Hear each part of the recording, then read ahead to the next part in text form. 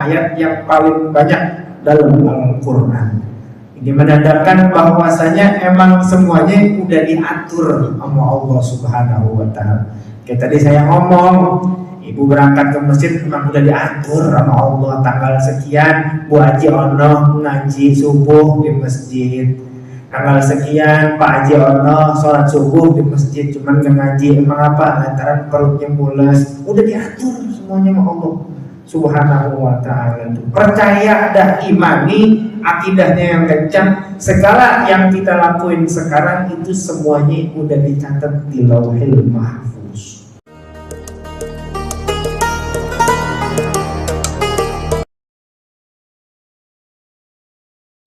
Bismillahirrahmanirrahim. Assalamualaikum warahmatullahi wabarakatuh.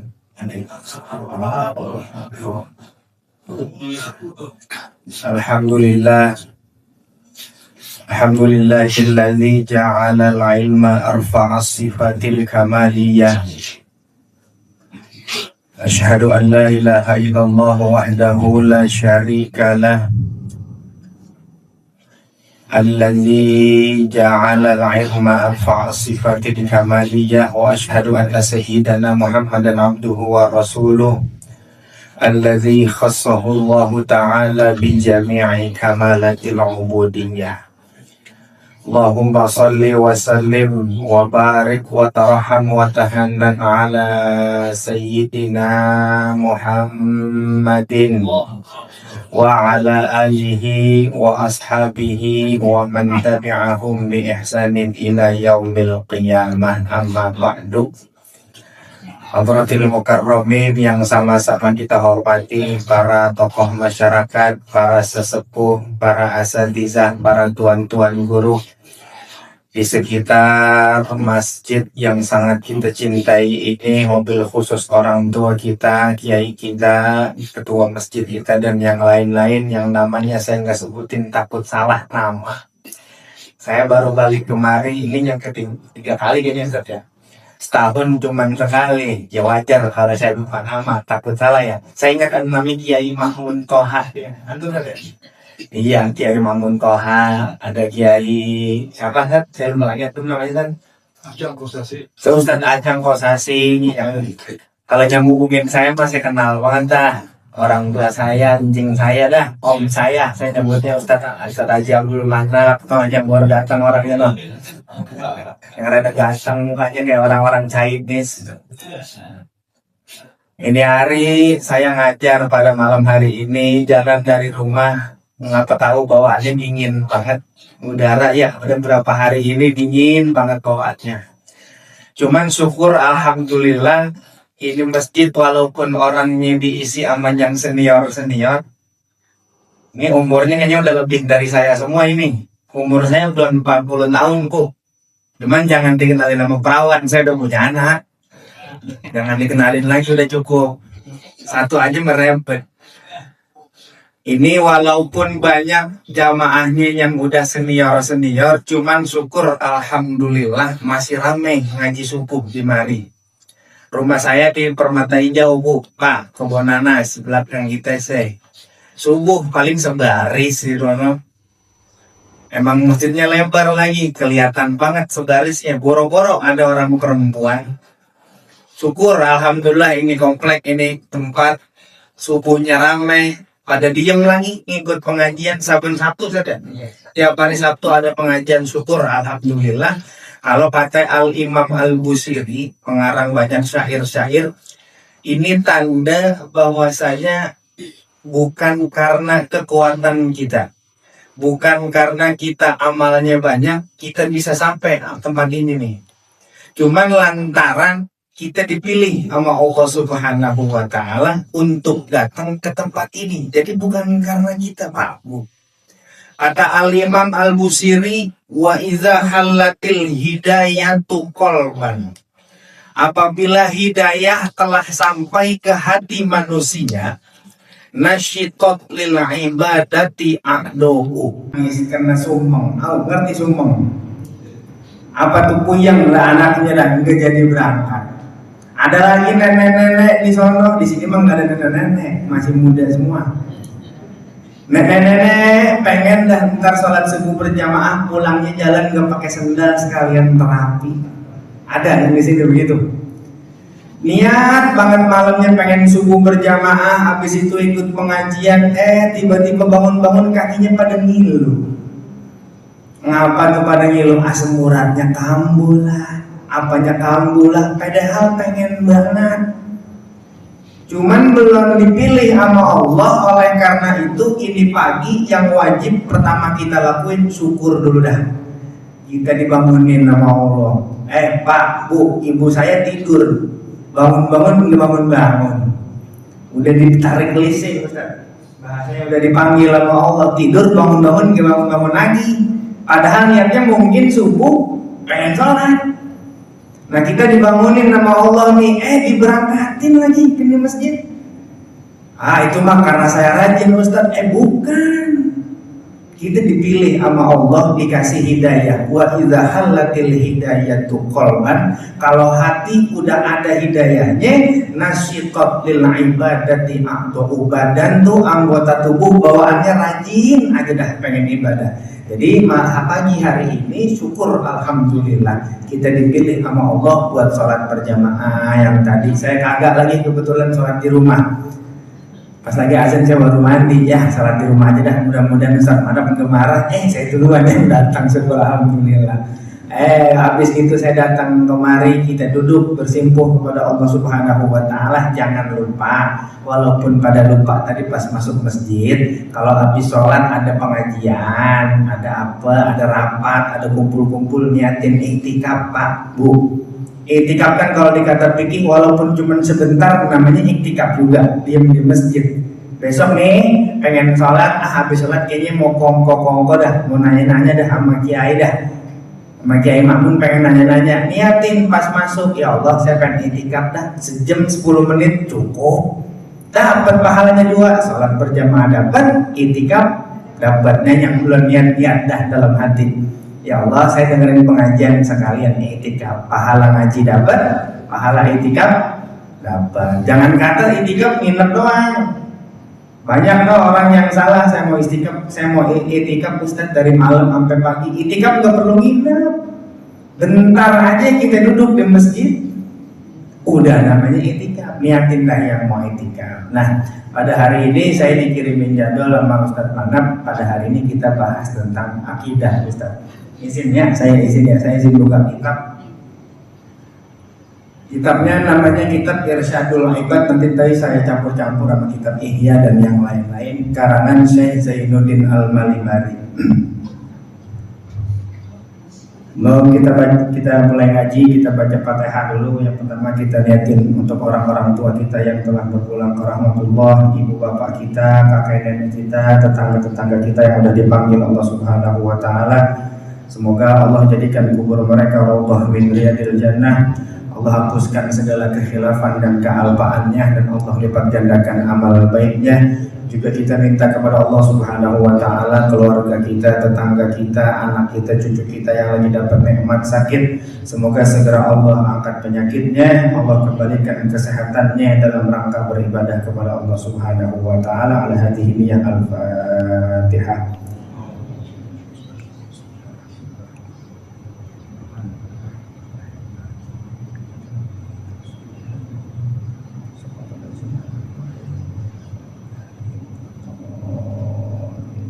Amin ya rabbal alamin. Bismillahirrahmanirrahim. Qala al-mu'allif rahimahullahu ta'ala wa 'ala naf'ihi wa bi barakati 'ulumihi fadhirain amin. Qala radhiyallahu anhu rabbi shrah li sadri wa yassir li amri wa hlul 'uqdatam min lisani yafqahu qawli bi jahi nabiyyika Muhammadin sallallahu alaihi wasallam. Wa Tirmizi wa Nasa'i an Jabir. Hadis ini diriwayatkan oleh Imam Tirmizi dan Imam An-Nasa'i. Apa kata Nabi Muhammad sallallahu alaihi wasallam? Ini yang sering kita dengar nih kalau pada rajin tahlilan. Kalau yang modal tahlilan ada sering tuh dengar, afdhalu dzikri fa'lam annahu la ilaha illallah. Itu hadis, Pak. Oh, itu hadis bukan karangan Ustadz Betawi, bukan. Wah, tahlil bikinan orang Betawi, bukan. Afdhalu dzikri fa'lam annahu, itu hadis, Pak.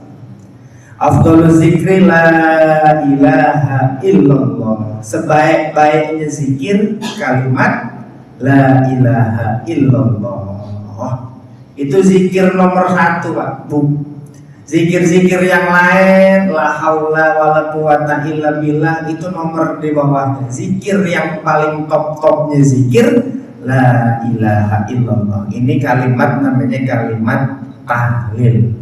Orang Betawi tahlil jadi rutin namanya tahlilan. Tadi campur-campur sama sholawat, sama tasbih dan yang lain-lain.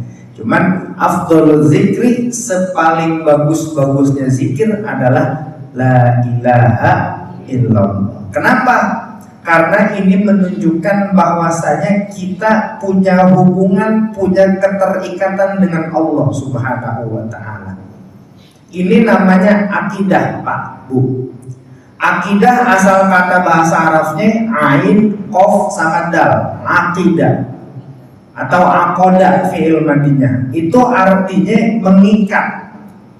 Makanya kalau lagi jual beli itu namanya ada akad jual beli. Sama tuh hurufnya ain, qaf, sama dal asal katanya. Kalau kawin, kalau nikah namanya akad nikah, akadun nikah. Karena di situ ada keterikatan antara laki sama perempuan, jadi itu namanya nikah, akad. Kalau jual beli, akad jual beli, pembeli dan penjual. Nah ini akidah, itu keterikatan makhluk kita nih sama Allah. Nah kata-kata la ilaha illallah Muhammadur Rasulullah itu adalah tanda bahwasanya kita punya keterikatan emosional dan yang lain-lain dengan Allah Subhanahu wa ta'ala. Nah ngomongin akidah, ngomongin iman juga, Pak. Saya ini pagi karena jamaahnya udah pada banyak yang lagi nyender aja, yang matanya udah kriep-kriep aja dah. Emang cuacanya cocok banget buat tidur ini. Enggak panjang-panjang lah, enggak ribet-ribet ngomongin akidah. Akidah yang bagaimana sih Ustaz? Apa yang rububiyah, apa yang uluhiyah dan yang lain-lain? Atau yang modelnya sifat 20 dan yang lain-lain? Atau yang cuma ngomongin asmaul husna dan yang lain-lain? Enggak, saya nggak mau bahas ke situ. Itu terlalu dalam pembahasannya akidah. Kudu pegang kitab semuanya biar nggak salah. Nah ini yang cetek-cetek aja dah, yang gampang-gampang aja dah. Akidah itu artinya kita pertama berkomitmen bahwasanya Allah itu esa, cuma satu. Jangan ngomong Allah itu satu, nanti ada yang kedua. Allah satu-satunya. Bahasa Arab satu ahad. Ada yang nyebut juga wahid. Nah itu akar kata daripada tauhid, mengesakan, mensatukan Allah Subhanahu wa ta'ala, namanya tauhid. Sering tuh kita dengar ngaji tauhid deh, ngaji tauhid. Akar kata tauhid dari mana sih? Itu tuh ahad atau wahid, pakai isim masdar, namanya itu tauhid. Kenapa pakai isim masdar? Biar nggak terikat waktu. Tuh kalau belajar nahwu sorof tuh, kalau belajar nahwu sorof, madi itu artinya yang udah berlalu, mudori yang udah yang lagi kita lakuin atau yang akan datang. Amar perintah. Tapi kalau pakai masdar, pakai isim, ini nggak ada waktunya. Keterikatan kita, tauhid kita nggak terhitung waktu. Oh begitu Ustaz, kirain tauhid saya pas hidup doang. Enggak, ntar pas sudah mati ditanyain lagi tauhidnya Allah. Bener nggak ente mengesahkan aku dan yang lain-lain. Nah ngomongin tentang tauhid nggak jauh-jauh dah daripada Islam. Banyak di kitab-kitab ulama menjelaskan tentang tauhid, menjelaskan tentang akidah. Pak Bu, paling kagak dibagi menjadi 3 pengertiannya. Tanda kita beriman dan berakidah kepada Allah Subhanahu wa ta'ala adalah al-i'tiqad bil janan. Yang pertama nih, tertanam dulu dalam hati kita ini makhluknya Allah. Al-i'tiqad bil janan, ini yang pertama dulu. Tanamin dulu di hati bahwasanya Allah Tuhan, saya hamba, saya makhluk. Allah yang atur semuanya. Tanam dulu tuh pertama tuh al-i'tiqad bil janan. Yang kedua nggak kalah penting, wanutqu bil lisan, tapi juga kudu sering-sering diucapin pakai mulut. Kalau kita tanam aja di dalam hati, jarang kita sebut nama Allah, ntar luntur, ntar goyah. Kalau belajar fikih Pak, bab niat kan tempatnya sebenarnya adanya di dalam hati. Cuman guru-guru kita ngajarin usoli sebenarnya bukan niat Pak, Bu. Niat tempatnya ada di dalam hati. Tapi buat kita perlu ngucapin usoli. Karena apa? Lagi takbiratul ihram, pikiran sering kemana-mana. Jalan dah bapak tadi misalkan kemarin pagi-pagi ngeliat tukang bubur, pengen sholat subuh nih, kang bubur lagi dorong gerobak. Kebetulan setan lewat, pas pengen takbiratul ihram yang kepikiran bubur. Kalau kita nggak ngucap usolli, itu bisa bahaya buat hati yang masih goyang-goyang kayak kita. Ustaz, saya nggak ngucap usolli, nggak apa-apa, berarti hati antum lebih kuat daripada saya. Saya ngerasa hati saya gampang goyang, saya butuh usolli. Karena perlunya nutqu bil lisan, diucapin dalam hati itu untuk menguatkan hati kita. Diucapkan pakai lisan tuh pakai zikir la ilaha illallah, atau pakai syahadat asyhadu alla ilaha illallah. Ya Ustaz, saya dari lahir udah Islam, dari dibelojolin mak saya udah Islam, nggak pernah syahadat. Kata siapa? Lah ibu sholat emang kagak ada syahadatnya. Ngaji fikih lagi saya campur-campur nih tahiyat, kalau syahadatnya nggak keucap batal Bu. Kalimat wajib tahiyat tuh dari at-tahiyatul mubarakatus sholawatut thayyibatulillah, itu wajib tuh dibaca wajib, dan jangan buru-buru, jangan sampai ada yang belibet hurufnya, panjang pendeknya. Pokoknya dua yang penting dalam sholat bacaan, pertama Fatihah, kedua tahiyat akhir. Itu jangan sampai buru-buru, jangan sampai belibet. At-tahiyatul terus tuh sampai asyhadu alla ilaha illallah, terus sampai Allahumma sholli ala Muhammad wa ala ali Muhammad. Itu kalimat wajib Pak di dalam tahiyat. Kama sholaita sampai seterusnya itu sunnah. Boleh gak tuh buru-buru, di situ bacanya cepet-cepet. Nah itu pentingnya terus kita mengucap la ilaha illallah Muhammadur Rasulullah atau asyhadu an la ilaha illallah Muhammadur Rasulullah. Itu fungsinya nutqu bil lisan, kita sering-sering ucap dalam hati, dalam mulut, biar hati kita terus kokoh bahwasanya kita tetap percaya Allah Subhanahu wa ta'ala adalah Tuhan kita satu-satunya. Oh, yang pertama tanemin akidah dalam hati dulu. Yang kedua nutqu bil lisan, sering-sering ucapin dalam mulut. Orang Karang mah mulutnya jarang banget zikir lagi dah.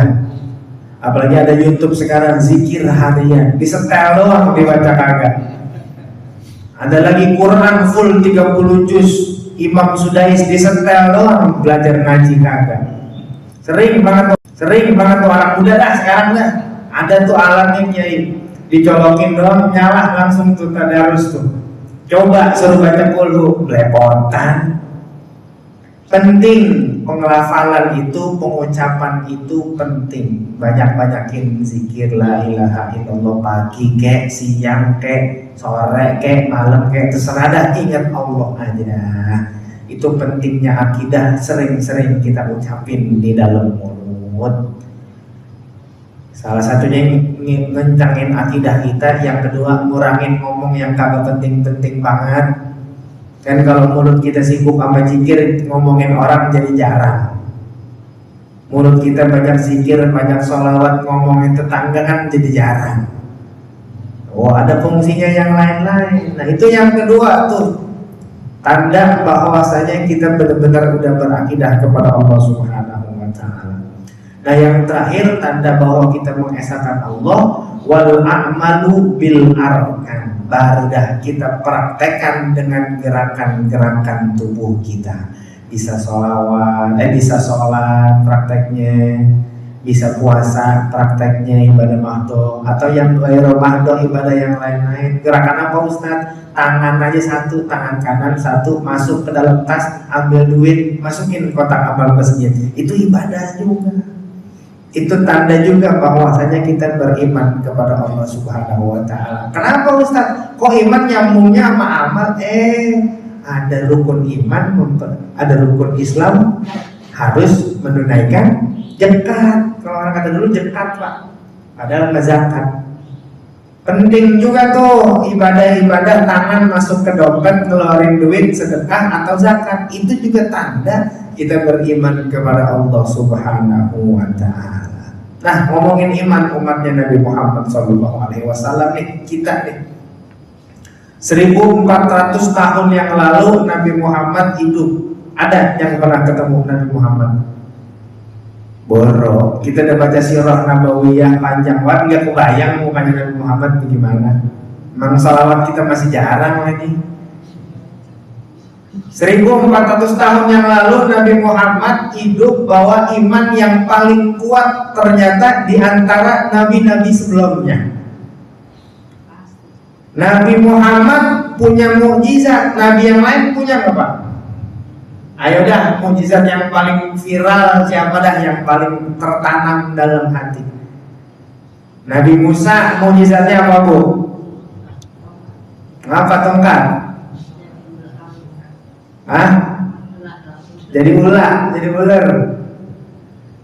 Nabi Musa punya mukjizat, tongkatnya bisa jadi ular, bisa kebelah laut. Itu diciptakan Allah biar umatnya percaya bahwasanya Nabi Musa utusan Allah dan Allah itu Tuhan sebenar-benarnya.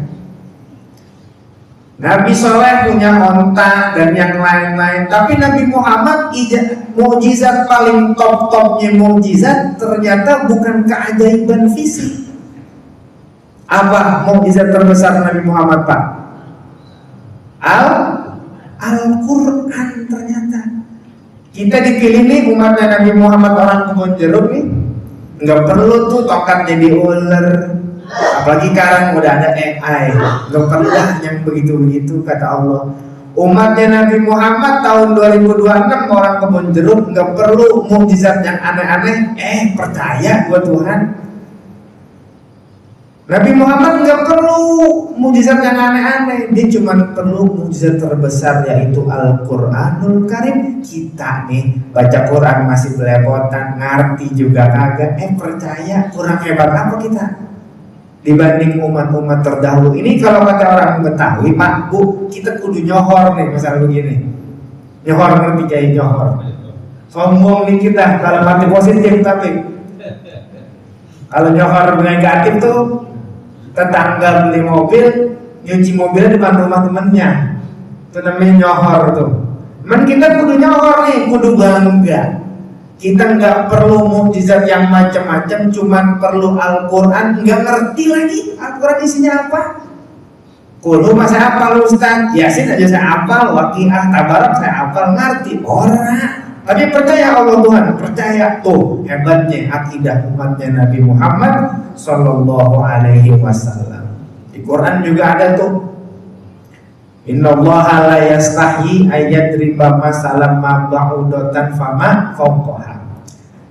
Umatnya Nabi Musa biar percaya Allah itu Tuhan perlu keajaiban luar biasa, tongkatnya jadi ular dan yang lain-lain. Umatnya Nabi Muhammad dicontohin sama Allah pakai nyamuk doang.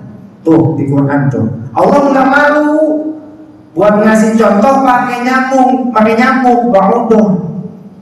Kenapa Allah nggak malu? Coba dah sampai tahun 2026 ada nggak yang bisa nyiptain nyamuk? Ada orang mana gitu, orang Inggris, orang mana tahu dah, orang Purworejo yang mana ada yang bisa nyiptain nyamuk? Kan kecil nyamuk, ngeselin lagi. Tapi di nyamuk tuh ada darah, ada urat-uratnya, bisa ngelahirin lagi binatang sekecil itu. Allah nggak malu tuh di Quran ngasih contoh yang kecil.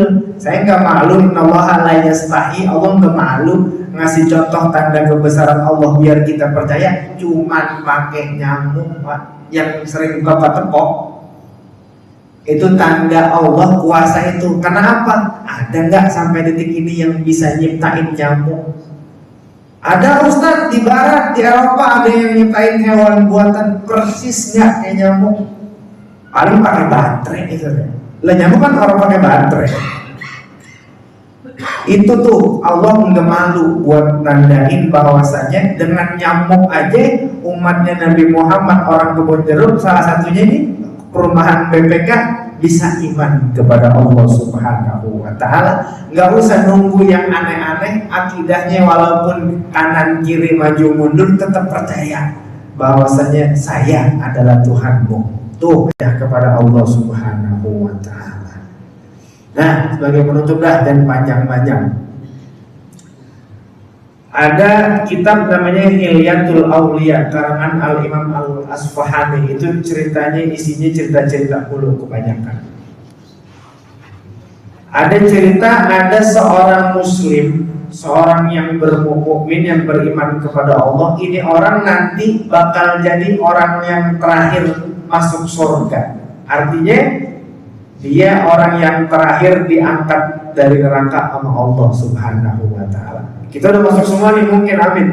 Ini orang terakhir nih, belum tahu tapi ini orang mana nih, masih goib nih. Jangan-jangan orang kebun jeruk, nauzubillah. Ini orang terakhir nih di kitab Hilyatul Auliya itu motif hadis ini nih. Nanti ada orang yang terakhir diangkat dari neraka dan dimasukkan ke surganya Allah Subhanahu wa Ta'ala. Disuruh masuk, zakat bulan, masuk surga dah, udah cukup waktu lebih neraka. Dia mah nggak tahu kalau dirinya orang terakhir. Dinanya sama Allah. Saya lupa cuma kasih bahasa Arabnya, artinya begini dah. Allah jangan bercanda dah sama saya. Masih di bercanda deh sama Allah di sana. Allah jangan bercanda dah, jangan ngeledek sama saya. Emang apa? Saya dulu hidup maksiat mulu. Enggak, bener kok, emang udah jatahnya masuk surga, kata Allah. Jangan ngeledek ke Allah dah. Emang apa sih? Saya udah yakin banget dah, saya orang berdosa, katanya. Lantaran ini orang yakin banget bahwasanya Allah itu adil, yang berdosa masuk neraka, yang bagus masuk surga. Kata Allah, ente taat banget disuruh masuk neraka, mau di neraka mulu. Kalau begitu masuk surganya di tingkatan yang kedua dah, kata Allah Subhanahu wa Ta'ala. Ini menandakan di sana sifat rahim dan rahmatnya Allah tetap ada nanti di akhirat, nggak bakal musnah. Jangan kira ar-Rahman ar-Rahim rapinya pas kita udah mati doang, bukan. Nanti di akhirat tuh sifat Rahman, sifat rahimnya Allah tetap ada. Allah Maha Pengasih dan yang lainnya tetap ada. Ini cuma lantaran dia nggak percaya doang. Masa iya sih saya masuk surga? Akhirnya dimasukin surga yang lebih bagus lagi sama Allah. Habis masuk dia ngucap lagi, ya Allah makasih dah, saya orang paling beruntung yang masuk surga, kata dia. Padahal dia orang terakhir Pak Bu. Dia ngucap begitu tuh. Cuman saya lupa banget redaksinya karena hadisnya panjang. Mengucap saya adalah orang paling beruntung karena dimasukkan ke dalam surganya Allah Subhanahu wa Ta'ala. Dia nggak tahu dia orang terakhir. Ngomong begitu dinaikin lagi derajat surganya sama Allah. Ini artinya nanti di sono takdir juga masih bisa terserah Allah. Jangan kira yang udah divonis neraka nggak tiba-tiba bisa diangkat sama Allah. Terserah Allah lah. Bahasa Qurannya Allah yaf'alu ma yasha ma yurid, terserah Allah. Allah memasukkan kita ke neraka, ya terserah Allah. Habis itu dicabut lagi, diangkat lagi, ya terserah Allah.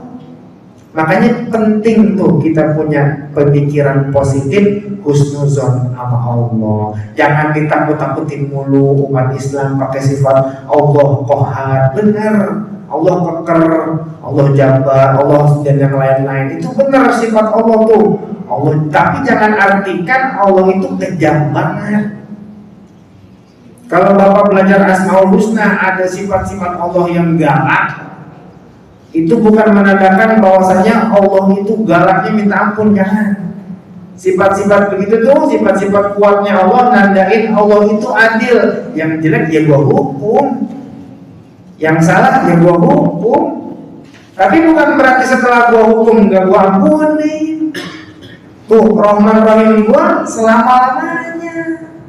Tuh akidah juga tuh, jangan sampai kita pikir sifat Rahman dan Rahimnya Allah berhenti ketika kita cuma ada di dunia aja. Terakhir kisah penutup. Ini ada di kitab Ihya Ulumuddin juga nih. Kalau ngomongin akidah, saya paling sering ngutip Ihya Ulumuddin karena enteng bahasanya, banyak kisah-kisahnya. Imam Ghazali itu.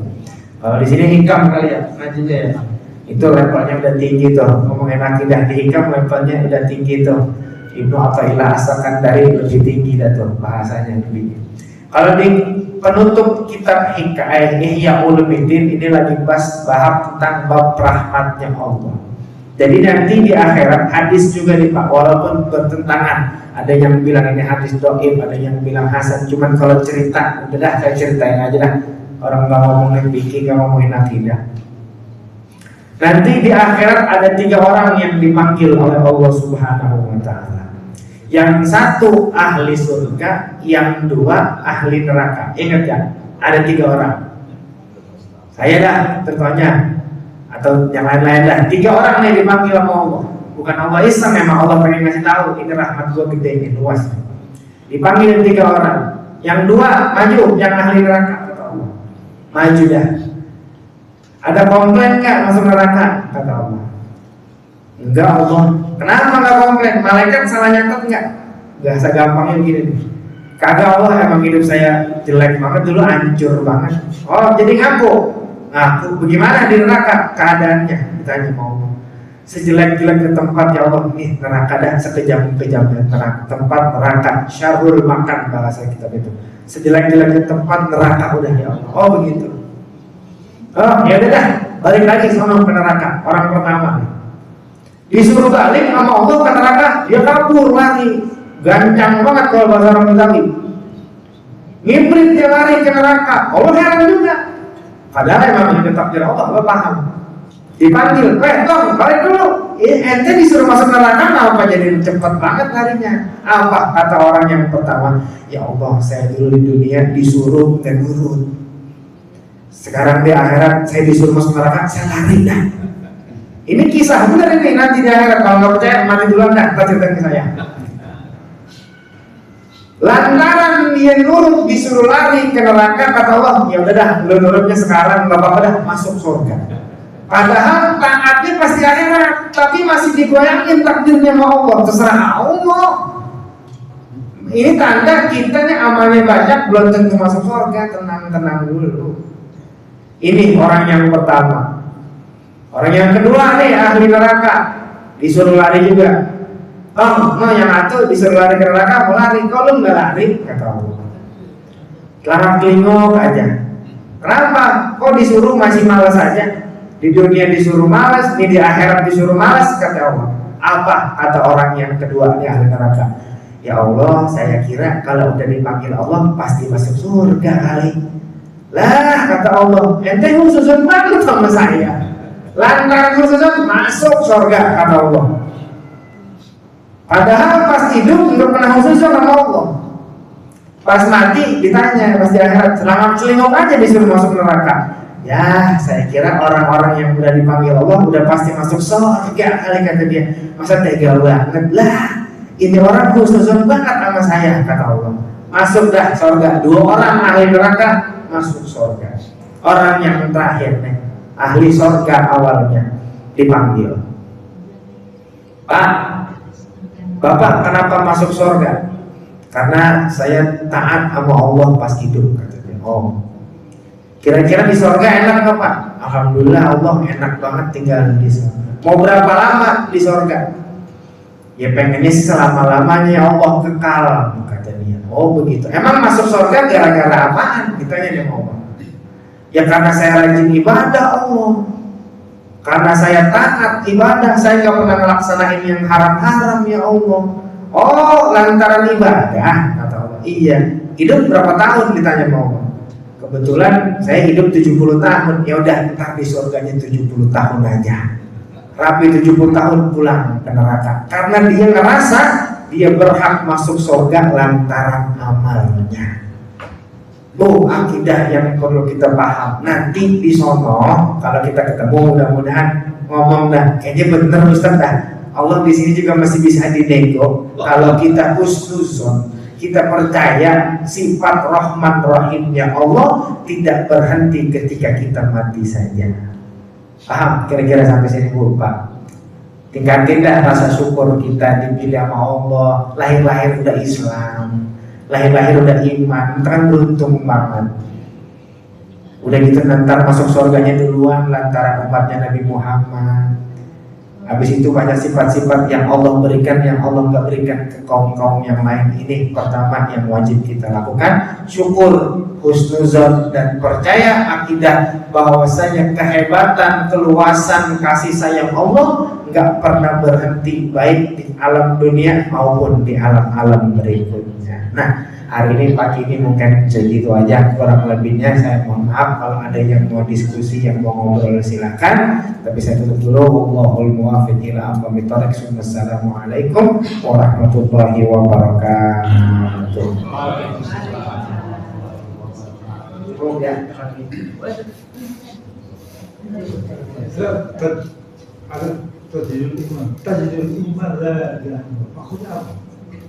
Itu hadis juga tuh ya. Saya lupa programnya. Ada tuh di atasnya tuh Tajidul Iman. Ada namanya kata itu Mas Panganto. Diriwayatkan oleh Al Imam Hakim, jadidu imanakum. Tajdid itu pakai masdar juga tuh. Jadidu fi'il amr. Perbaharuilah iman-iman kamu. Ditanya, wa kaifa nujaddidu imanana? Caranya kita memperbaharui iman kita bagaimana ya Rasulullah? Apa kata Nabi? Aksiru min qawli la ilaha illallah. Tuh ternyata tuh tahlil la ilaha illallah selain dapat berkat ya, selain dapat sembako, itu juga memperbaharui iman kita. Karena yang tadi saya bilang, iman setelah ditanam di hati juga perlu nutqu bil lisan, sering-sering diucap di mulut. Kita perbaharui iman kita terus, karena emang iman kita yazid wa yanqus, kadang naik kadang turun. Tuh imannya orang-orang kita tuh. Kalau Nabi imannya yazid terus, naik terus. Kita yazid wa yanqus, kadang lagi alim iman kita naik, lagi kena musibah iman kita turun. Allah jahat amat dah. Kita udah sholat masih kena musibah aja, tuh tandanya iman kita lagi turun. Makanya kata Nabi ada tajdidul iman, memperbaharui iman dengan aksiru min qawli la ilaha illallah. Di fikih juga ada tuh tajdidul wudu, sering-sering ngulang wudu. Tajdid tadi itu sering-sering mengulang, memperbaharui. Iman juga bisa ditajdid dengan banyak mengucapkan la ilaha illallah Muhammadur Rasulullah. Itu kira-kira cukup daya for daripada keroncongannya. Saya kebetulan juga nggak bisa lama-lama ini. Ada orang mau kawin, saya kudu kawinin. Bukan saya kawin lagi, guys. Maksudnya saya sudah nyerah.